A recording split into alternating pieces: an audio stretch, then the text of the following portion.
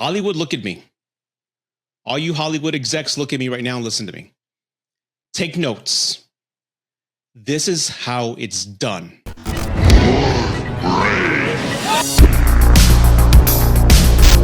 First and foremost, I want to admit that I am not the biggest Godzilla fan. I grew up watching the movies as a kid on Saturday morning. Son of Godzilla was one of my favorite ones. But as far as the Warner Brothers films that have come out as of late, trying to build this monsterverse where, Kong versus Godzilla, they're okay. I mean, I don't own any of them. I don't love any of them. They're fun carnival rides when you go to the theater. The only really element that I love about the films is the fight scenes between the monsters, the destruction scenes. But all of those films, every single one of them that Hollywood has produced, I've never given a damn about the people. I just wanted to see the special effects and everybody just run from the monster himself and just see what kind of destruction he's going to do and just to see how his atomic ray, his atomic breath is going to look. I never cared about anybody, any human in any Godzilla movie made by Warner Brothers. Ever. Even going back to the Yo Quiero Taco Bell 90s mid-movies, those, again, the common denominator with all these films is that they're fun rides. And, once you leave the theater, you may forget about it, or you may just be, hey, that was pretty cool. But they're not memorable. They're not films. And wow. This film, I have to admit, I didn't have any expectations. I know the word of mouth had gone out on social media that you have to see it. And I love foreign films. And I feel there's always a heart and soul with foreign films. They seem to capture the human spirit and humility a whole lot better than Hollywood films. And it says a lot that halfway through the movie, I am crying about characters in the film. I actually, for the first time, I'm going to talk about the characters right now. Then I'm going to go to Godzilla later. For the first time in a very, very long time, I actually cared about the people in a Godzilla movie. That says a lot. Usually you don't care about it. They're cannon fodder. They're like the people running in Metropolis while General Zod's destroying the city. You don't care about them. Here, I'm hoping these people actually survive. I don't want anybody to die. They suffered enough. The film has captured humility in the human soul in a very unique way. One of the main characters, he is a kamikaze pilot at the end of World War II. The war is practically over, and he didn't fulfill a mission as a kamikaze pilot is supposed to. So he has a lot of shame and guilt in what he didn't do. And from building the character, introducing him to us with that element, you see that guilt and that PTSD and anger that he has within himself carry out through the film and the decisions he makes.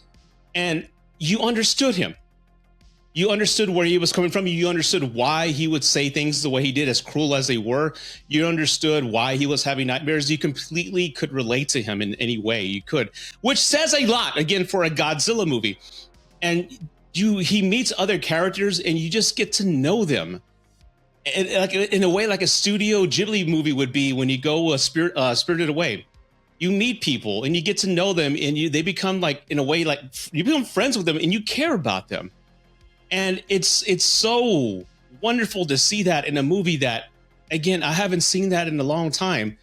Honestly, I'm thinking before I hit record, when's the last movie that I actually felt this deeply for people in a movie where I didn't want them to get hurt? And honestly, Train to Busan is the last time I felt this raw emotion in the film. Again, you're thinking about this is going to be a kaiju movie. It's going to be, maybe you're a Godzilla fan. And all you want to see is what the justice they do to Godzilla. Like, you just want to see Godzilla destroy Tokyo and everything else. You'll get that. But it builds you actually care about the humans on the ground. And when Godzilla is finally introduced, again, I'm not the biggest fan, but I have, compared to all the other movies, this is the first Godzilla movie where I actually was terrified of the monster himself. Anytime he showed up, he made his presence known. The way it was shot looked beautiful. I mean, it looked convincing. It wasn't a $200 million film. No. Can you believe they made this film for $15 million? And it looks great. It looks good enough. But the destruction and just the fear that you feel when Godzilla shows up is something I have not felt in a Godzilla film ever. And when, as a kid watching the old movies, they were kind of treated as jokes because there was a guy in a bodysuit stepping on remote control tanks. But you never felt the human side, the humility, and just seeing firsthand the pain that he does to families and characters. And every time his atomic breath sequence started, once they introduced it, you saw the raw devastation. They're practically nuclear blasts, and to see that sequence start, numerous times in the movie, I was like, oh shit. I actually got scared because I didn't want anybody on the ground to get hurt. So it drew me in. And again, maybe I'm desensitized to the number of movies I've seen over the years. We've been flooded with comic book movies and just mediocre movies from Hollywood. But this film gave me feelings. I kid you not. I left the theater like 20 minutes ago. This movie gave me feelings of watching a movie in the 80s.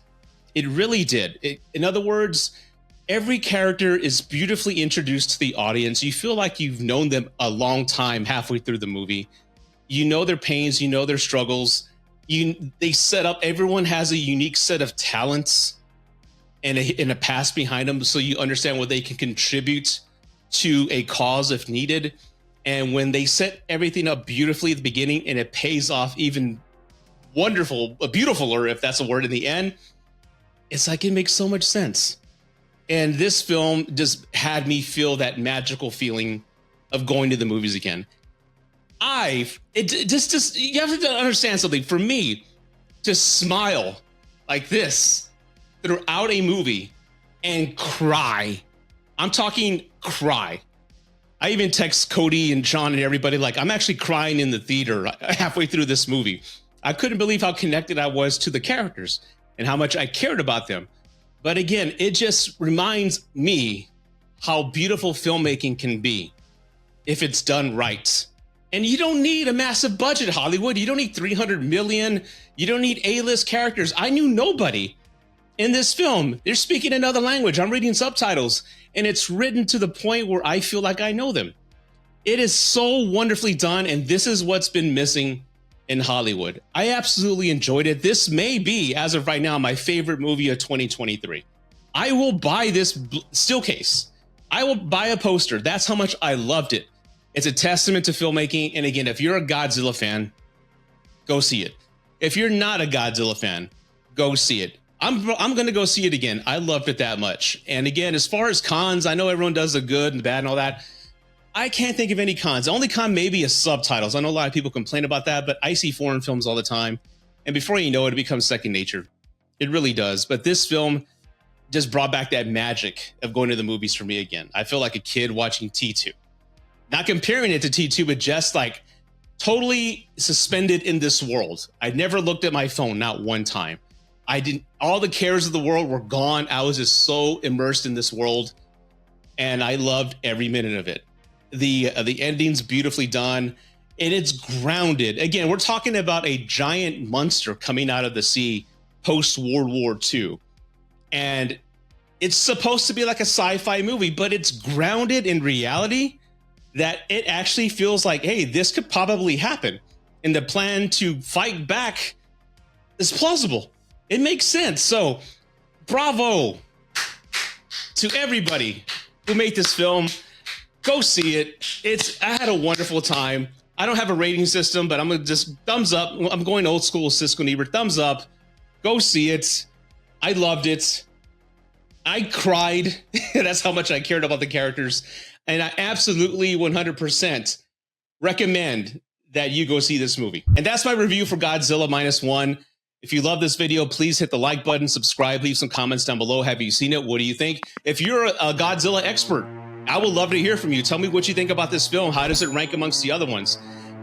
I would love to hear from somebody who has a passion for Godzilla. Again, I didn't, but man, this movie is probably my favorite movie experience of 2023. Go see it, subscribe, take care, thumbs up.